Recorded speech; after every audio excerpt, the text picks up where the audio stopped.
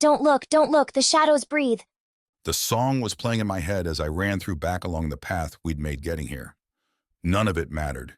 Even as I heard the beep from my wrist, I just kept running and hopping over the low obstacles. Whispering me away from you. All my training, all my experience said I couldn't just let any more people die. It wasn't possible to just keep standing idly by while all these species fell away, doomed to slavery under the Cathral dominion. May their emperor burn in hell. Don't wake at night to watch her sleep. I heard the beep from my wrist and I ignored it. I desperately didn't need the cute bullshit. There was no game anymore. If I was right about the Rothanes' injury, the dire cougar was coming for them. It could scent for miles, so they were being tracked, and it had wounded the one. It wouldn't stop now, not until it had them or it was dead. They couldn't outrun it, and they had no weapons to fight it. You know that you will always lose. And that's when I heard it, that loud, piercing, hissing roar ahead of me. It was going for them, and then I saw it, pouncing forward. No time, I knocked 2 arrows and fired at the back of the thing, both arrows thudding into its hindquarter. It turned in the pounce, breaking off its attack from the cowering Rothani, and looked at me. It was enormous, larger than even a Clydesdale, its eyes black with red irises. Its fur was sleek, dark with striping to break it up in the vegetation of the forest. Claws the size of my knife, and its front canines were like swords. A saber-toothed cougar. I was shaking, and I could feel tears on my cheek, but it was not fear. I was so angry, the angriest I had ever felt in my life. This trembling, adored, tousled, bird-mad girl. As it turned to deal with me, I was already knocking and releasing the next arrow. It was so large I didn't need to worry about aiming much, and the shot caught its ear. It was like hitting a wall. It wasn't difficult, but it was a wall. It didn't seem to care that much. I dropped a 4th shot into its front right shoulder and charged as it in turn charged, pouncing to take me to the ground and end me. But every night I burn.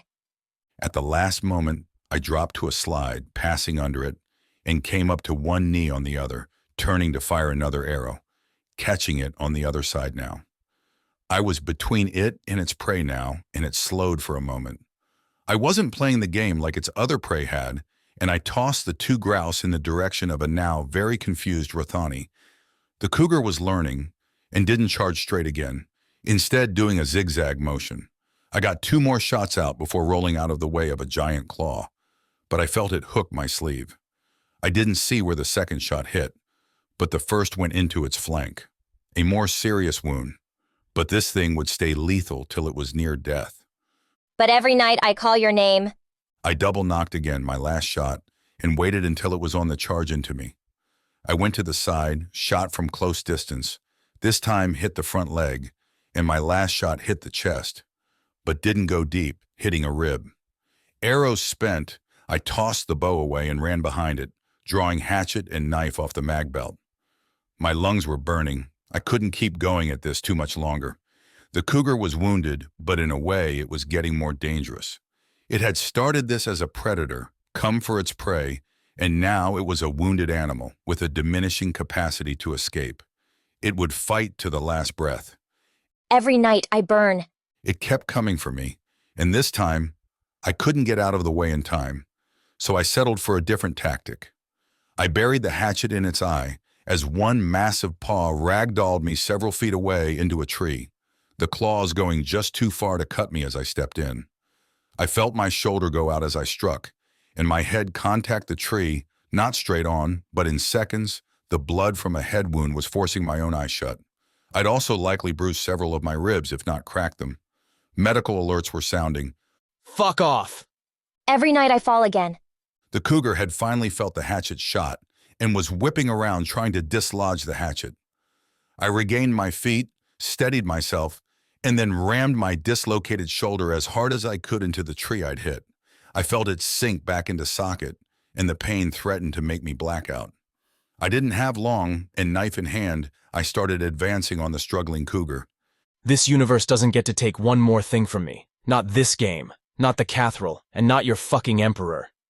It was deeply wounded, and stabbing from its blind side, the dagger slipped in just below the brainstem. Its whole body shook violently for a moment, and then it dropped away from me, its last instinct pushing its muscled body away from the pain. I grabbed my hatchet back, saw I'd lost all but 3 of my precious arrows, and looked toward the Rothani. You guys all right? Suddenly I was coming around with no memory of why I was on the ground.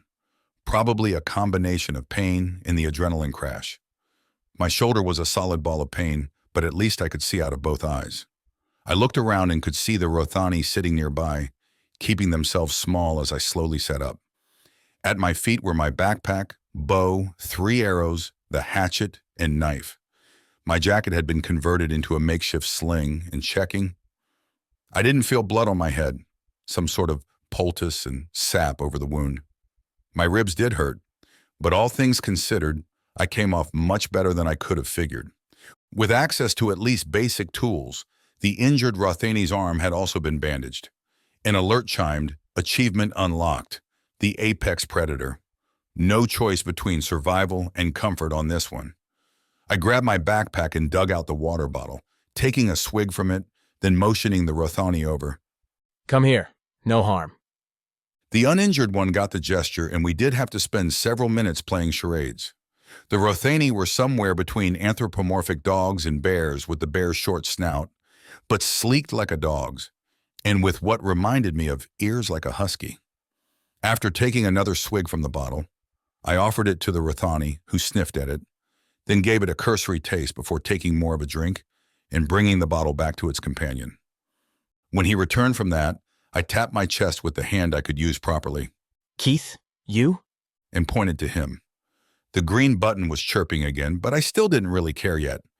It tapped its own chest as I had. Ragnar. Remembering something from our orientation, the nanites should start helping me translate their language. I pointed to my injured shoulder. Shoulder. Then drew my fingers along the arm. Arm. Upper arm. Forearm. Hand. Finger. Fingers. Thumb.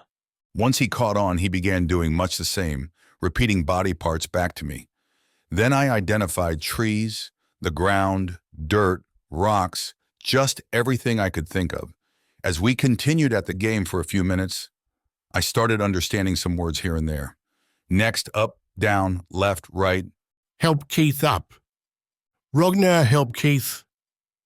They put on hand in mine, a strong, firm grip, while his other hand went around my back to keep pressure off my back and side as I rose. Thank you, Ragnar. Standing, I went back to introducing myself. Keith. Me. Keith. I am Keith.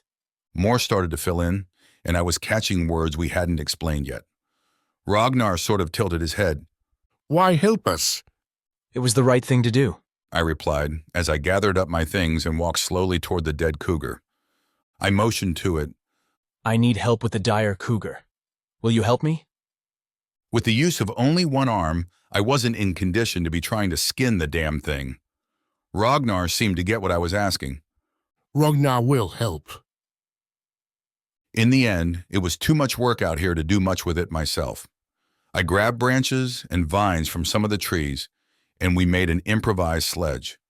Ragnar and his companion, Greltha, as she called herself, were more than happy to help, it seemed, and together we rolled the big beast onto the sledge, and I looked at the two. Follow me. You can live with us. It took a couple passes at that one, but eventually Ragnar and Greltha understood, and they were tearing up. Ragnar and Greltha worked together to pull the sledge, refusing to let me help, and finally I acquiesced. All right then, let's go home.